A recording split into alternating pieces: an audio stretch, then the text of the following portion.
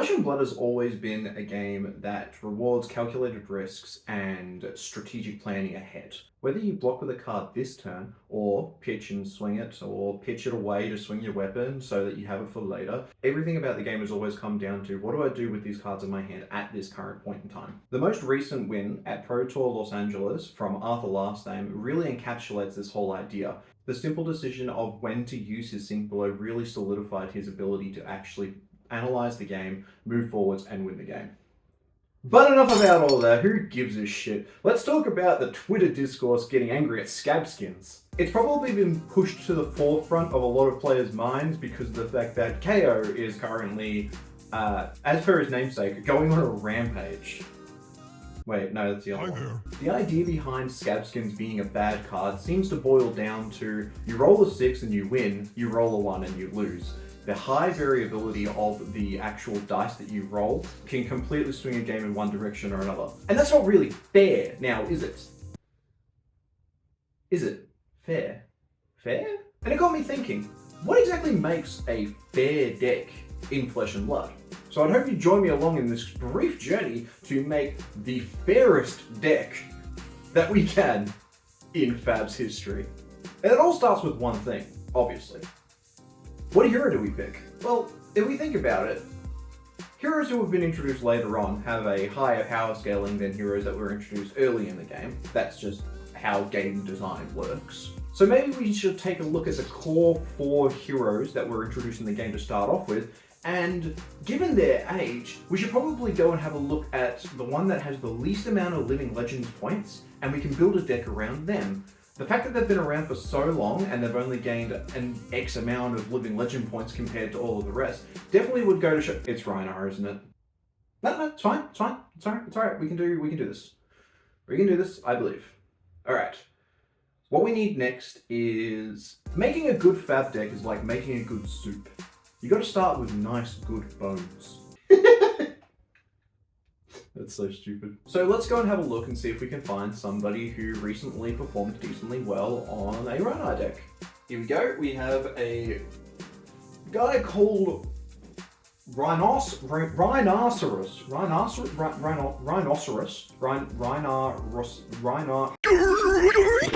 guy with Rhinar in his name who placed 3rd place at Battle-Hardened Pittsburgh. With a sideboard! That's gotta be pretty good. We'll start with this. Alright, fair. What do we think is fair? Fair. Well, to start off with, we have to think about what exactly is fair. In terms of fair play, I would assume that your opponent having equal amount of chance to win the game as you would probably be considered fair, depending on your matchup. So, let's start with Rhinar's ability text. Rhinar reads, whenever you discard a card with 6 or more power, during your action phase, intimidate. Now what intimidate means is that your opponent will banish a random card from their hand face down into their banish zone, and it will stay there until your end phase. Well, until the end of an end phase, because you can intimidate your opponent during their turn when they're attacking you. Thanks, Scowling Flesh Bag. Wait a second. There, that feels better. Now if we think about it, intimidating a card out of your opponent's hand means that they can't block with it, which means that you've got a higher chance of hitting them with the attacks that you're using rather than them having a chance to just block out the damage. That doesn't seem fair now, does it? So you know what, let's go through and we'll remove everything that has the word intimidate in it that's not Rhinar's hero ability. Whew, that was a lot of work. There's actually quite a few cards that he has in his deck that have the word intimidate in them. Who would have thought? It's like his core mechanic. Next, there's the issue of cards that are seemingly really above rate. There's kind of an established precedence in Flesh and Blood where if you swing an attack for 0, it swings for 4 damage and blocks 3. If you swing an attack for 1 pitch, it swings for 5 and blocks 3. You can kind of see where that's going, right? That is considered the rate because they are the most vanilla cards that can go into any sort of deck. Swing Big costs 2 pitch and swings for 8. Now, granted, if your opponent blocks out all of it, then they get a Quicken token, which is good for them. But there's always just the chance that they won't, right? And we're swinging a big attack, and that in itself, even without the Intimidate keyword, can be pretty intimidating. So I think it's best we just... The next thing that we want to think about are cards that have crazy good effects. There are some cards that have been printed out in Flesh and Blood, which are essentially, if you swing this at the right hero, there's a good chance that they lose. I'll just give a quick salute to all of my fellow Riptide mains who get CNC'd with a full trap hand and a trap in arsenal, and they're on 6 life. Speaking of Command and Conquer, that's got an effect that says they can't be blocked by any defense reactions, and also that it will destroy your arsenal if it gets through. That doesn't really seem that fair either. So we'll just get rid of that. Let's just get rid of it.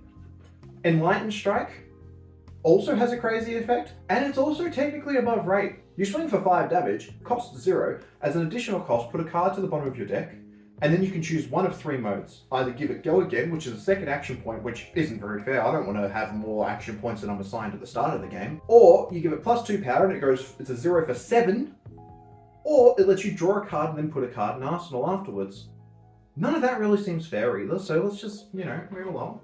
And while we're here, the only other real one that I can think of that has an unfair text would probably be a combination of the two, actually. Beast Within and Bloodrush Bellows. Bloodrush Bellows, once you discard a 6, has Go Again, which means it gives you more than 1 action point, which is not good.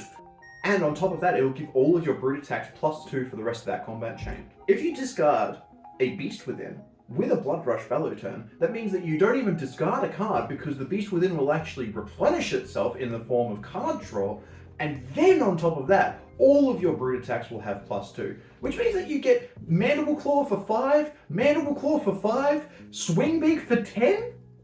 I don't think so. That doesn't sound very fair to me. Actually, before we move on to the next one, I've also thought about Warmonger's Diplomacy. And as a Ranger player, I don't like Warmonger's Diplomacy, so get that out of here as well. Finally, on top of that, what we've got is the subject matter of what basically inspired this whole video, and that is variance, also known as randomness. The ability to randomly pick an option off of things and cause potentially a really game-winning win or a really game-losing loss. It just doesn't really sound that fair, right? Like, imagine if your card didn't have discard this at random, or do this at random, or win the game at random like Scabby's does. So you know what, how about we go through and we'll remove every remaining card that has the word random in it. Now, while Hold the Line doesn't exactly have the word random on it, its effect reads that if the attacking hero has drawn 2 or more cards this turn, you prevent the next 2 damage that would happen to you. What if you roll up against a hero that doesn't draw cards? Well, that's the randomness of actually playing in a tournament setting or playing in a game. Your matchup is random, so you might not get anybody who draws cards. So in effect, this card is random, so we'll just go ahead and get rid of that as well. Alright, we've narrowed down the deck to 3 cards in the core and 1 equipment piece. However, out of these 3 cards in the core set, one of them is an Eye of Ophidia. Now, there is a bit of discussion about proxies and altars that pops up every now and again, and whether or not it's fair to gatekeep awesome cards that basically limit your entry into technical and competitive gameplay. And you know what? Let's just avoid that discourse altogether. How about we say that no cards in the deck can be over the common rarity? That sounds like a good idea. So, unfortunately, we'll go ahead and get rid of this Eye of Ophidia and 07s to Fiandel Spring Tunic. After going through and applying all of our rules to the sideboard as well, it turns out that we've only got a grand total of 3 cards. That being 2 copies of Yellow Riled Up and 1 copy of Hardened Crossstrap that we can put in. And that sounds like a pretty fair deck to me. But unfortunately, it's not legal to present less than 60 cards in a game of Flesh and Blood. So what we will have to do is we'll have to go and fill this deck up. Now, how are we going to decide what's fair? Well, we've already decided nothing over a common rarity, nothing that is above rate, nothing with crazy good effects. I think it's pretty easy to fix this up. So let's just go ahead and let's just go build our deck. Alright, and here it is. The Fairest deck in Flesh and Blood. what I've done is I've gone through and I've added in all of those regular rate cards that we were talking about. So we've got Critical Strike, Wounding Blow, Brutal Assault, all obviously Rainbow because we need the pitch for these big 2-cost attacks. We've also gone through and put in only equipment that doesn't block, or in the case of Headliner Helm, we've just got to always make sure that we've got greater health than our opponent. Should be easy since we're running the Fairest deck in Flesh and Blood. Next for our boots, we've got Time Skippers, which, while it does give us 2 action points, which is greater than the regular assigned 1 action point, we can only do it once in a game, and it costs 3 pitch.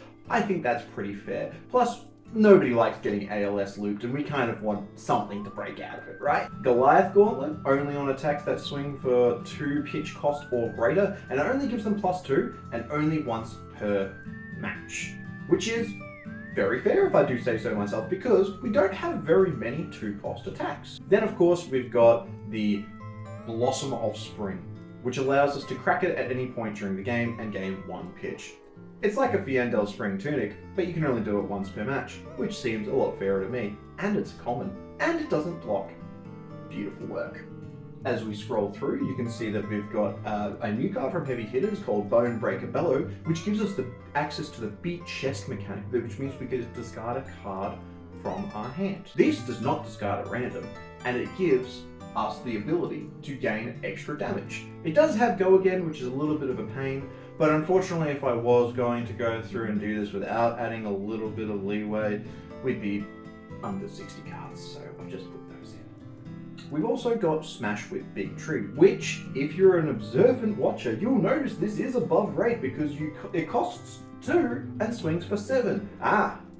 But being above rate means that it also blocks for 3, and as we all know, Smash with Big Tree does not block, making this below rate. Following that, our final addition is, of course, the Fairest card in Reinar's Flesh and Blood deck, Riled Up, which we won't be triggering very often because we don't have very many cards that discard outside of Bonebreaker Bellow.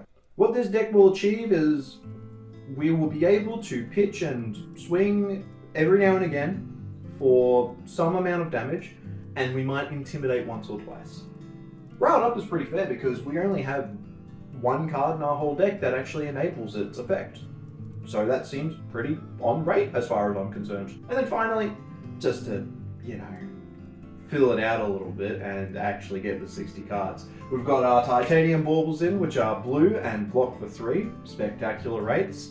And we've got our Cracked Baubles, which are pitch for 2, don't block at all, so they're completely and utterly fair. If you would like access to this incredibly fair list in Flesh and Blood, the link will be down in the description. I haven't created a sideboard yet because I haven't really decided what fair cards I want to put in the sideboard. But if it was up to me, I would put 60 more copies of Critical Strike Yellow in the sideboard. Thank you so much for watching.